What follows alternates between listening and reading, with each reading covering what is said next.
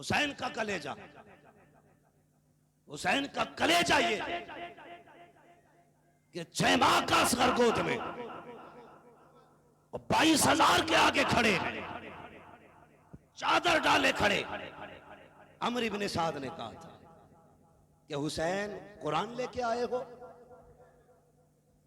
इसके बदले में माफी मांगोगे? अब आए हो जब अकबर, कासिम, अब्बास सारे शहीद हो गए, अब आए हो, पहले कुरान लेके आते अकबर बच जाता, कासिम बच जाता, और मोहम्मद बच जाते, अहले पैते थार के शहजादे बच जाते। अब क्या फायदा कुरान लेने का? मेरे हुसैन ने इतना सुना, जैसी गोद में पड़ी चादर हटाई, चेहरे असगर निकला, फरमाया जालिमो, मैं कुरान लेके नहीं आया, अपनी जान लेके आया। मुझे बताओ, अगर किसी बाप का 7 साल 4 साल का बेटा किसी एक्सीडेंट में मर जाए, अचानक आने वाली गाड़ी मार दे, तो गाड़ी वाली को या तो जिंदा मार दिया जाता है, पकड़ के अपने हाथों से कत्ल कर दिया जाता है, या उसके मुआवजे में इतनी कीमत मांगी जाती है कि सामने वाला दे ना पाए। तब भी कलेजे ठंडे नहीं होते। तुझे अपना इतना प्यारा है तो हुसैन को अपना 6 माह का कितना प्यारा हो गया। सोच सकते हो? अगर नहीं एहसास हुआ हो तो कभी अपने 6 माह के लाल को सीने पे लेटाना, फिर करबला के बारे में सोचना, तुम्हें पता चलेगा हुसैन का असर क्या था। सुबह उठ के जब 4 साल की बेटी को प्यार करो, फिर मुड़ के करबला में सकीना को सोचना, तब पता चलेगा हुसैन की सकीना कौन थी। अभी तो इतनी देर महफिल में बैठे, जितनी देर में लड्डू जायज हो, जितनी देर में बिरयानी जायज हो, गए जिक्र सुना के बातें सुनिए। नहीं, दर्द सुन, कभी दर्द सुन। करबला खेल नहीं, करबला दर्द है, करबला एहसास है, करबला खून के आंसू है, करबला बहता लहू है, करबला वो किताब है जो न करबला से पहले लिखी गई, न करबला के बाद लिखी जा सकती। हाँ, करबला क्या है? कहा था हुसैन बेटा, हुसैन कुरान नहीं लाया, हुसैन अपनी जान लाया। और फिर करीम इब्ने करीम के जुमले सुनो, सखी इब्ने सखी की बातें सुनो। क्या कहा था मेरे हुसैन ने? फरमाया देखो, तुम्हारा इख्तिलाफ मुझसे था, तुमने अकबर, कासिम, अब्बास, दोनों मोहम्मद, उमर, अबू बकर, ये उस्मान कत्ल कर डाले हमारे खानदान के शहजादे। कहते ठीक है, अपनी जगह है, लेकिन ये मेरा असगर है, इसे एक घूंट पानी पिला दो, मैं सारे जुल्मों को माफ कर दूं। ये जिगर किसका हो सकता था? सिर्फ आले रसूल का, और वो भी नबी के बेटों का, कि अपनी औलाद के कातिल को भी माफ करने तैयार है। हम अपने सगे भाई को माफ नहीं कर सकते। एक थप्पड़ के बदले में हमें सर चाहिए, एक डांट के बदले में हमें जेल चाहिए, एक तेवर के बदलने में हमें किसी की 10 साल की सजा चाहिए। हुसैन के घर वालों से पूछ, अल्लाह अकबर, क्या दिया बदले में? पानी नहीं, इतना जोर से तीर मारा गया। मुअर्रिखीन ने लिखा है, जो तीर हजरत अली असगर को मारा गया था, ये वो तीर था जिससे हिरन का शिकार किया जाता था।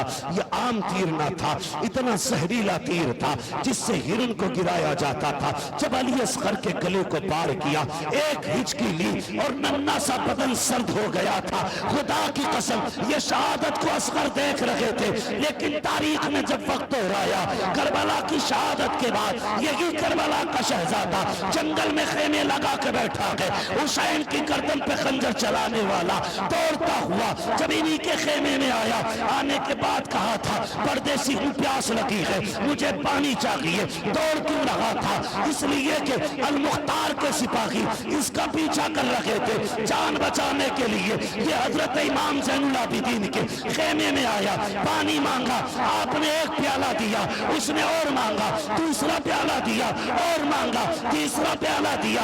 एक रिवायत के मुताबिक 3 दिन तक आपके खेमे में मेहमान रहा। जब जाने लगा तो कहा लगता है आपने मुझे पहचाना नहीं है। कहा किस लिए? कहा अगर पहचान लेते तो मुझे पानी न पिलाते, खेमे में न रखते। आपकी चीख निकली, रो के कहा था, ओ जालिम, अपने बाप के कातिल को कोई नहीं भूल सकता है। मुझे पता है तू वो है जिसने मेरे बाप के गर्दन पे खंजर चलाया था। कहा फिर पानी क्यों पिलाया? कहा सुन, कल हम तुम्हारे मेहमान बने थे, तुमने हमें प्यासा शहीद किया था, आज तू हमारा मेहमान बना है, हम तुझे पानी पिला रहे हैं और ये बता रहे हैं सुनो ये और है और हुसैन के घर वाले और हुआ।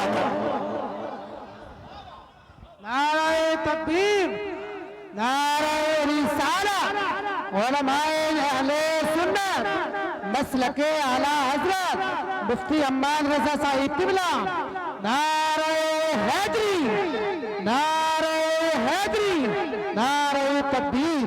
सुभान अल्लाह, सुभान अल्लाह, वाह वाह। माफ करने का हौसला रखो, माफ करने का। फरमाएगा वातसिमू बिहब्लिल्लाहि जमीआ, अल्लाह की रस्सी को इकट्ठे मजबूती से थाम लो। अल्लाह की रस्सी क्या है? मुख्तलिफ तफसीरें बयान की गई, बस एक मोटी सी बात सुन लो। अल्लाह की रस्सी से मुराद हुजूर का दामन है। और हजरत अब्दुल्लाह इब्ने अब्बास फरमाते हैं अल्लाह की रस्सी से मुराद हुजूर की जात है। ये अपनी अपनी मुख्तलिफ तफसीरें हैं, मगर मेरी गुजारिश आपसे, खुदा के वास्ते एक दूसरे को माफ करो। गलतियां होती रहती हैं, एक बर्तन में, एक पल्ले में कई बर्तन हो तो खटकते रहते हैं। इसका मतलब ये नहीं है कि जो कमजोर बर्तन हो उसे तोड़ दिया जाए। जो पावर वाले, किसी ने हजरत अली को कहते सुना, हजरत अली ने कहा था लोगों भले ताकतवर से ना डरना, लेकिन कमजोर से हमेशा डरते रहना। कमजोर से, समझ रहे ना मेरी बात? कमजोर से बोलिए, कमजोर से हमेशा डरते रहना। किसी ने कहा या अली, ताकतवर से डरना समझ में आता है, लेकिन कमजोर से क्यों डरे? और ताकतवर से क्यों ना डरे?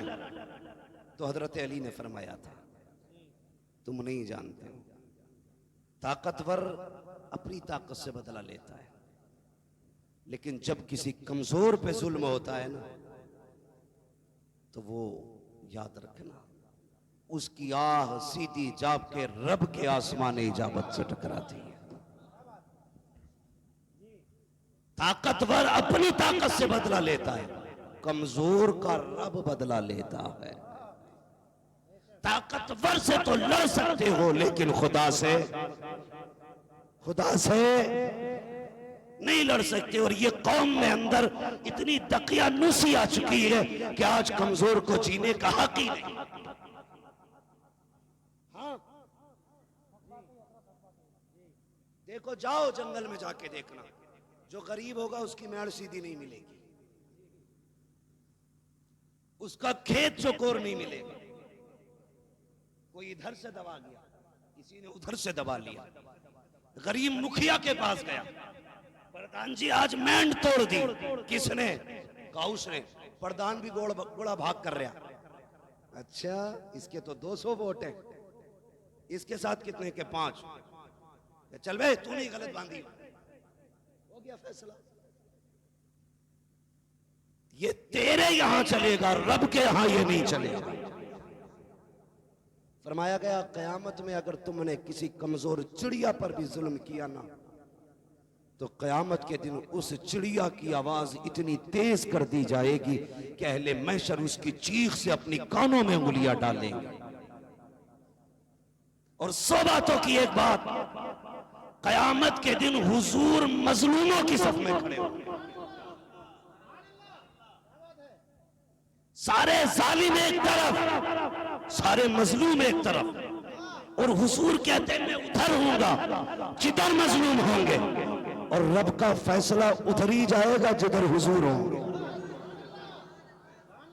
तो कभी जालिम ना बनना, वरना जालिम की रस्सी ढीली हो सकती है, उसे छोड़ा नहीं जा सकता। इसलिए मेरी गुजारिश है, किसी पे जुल्म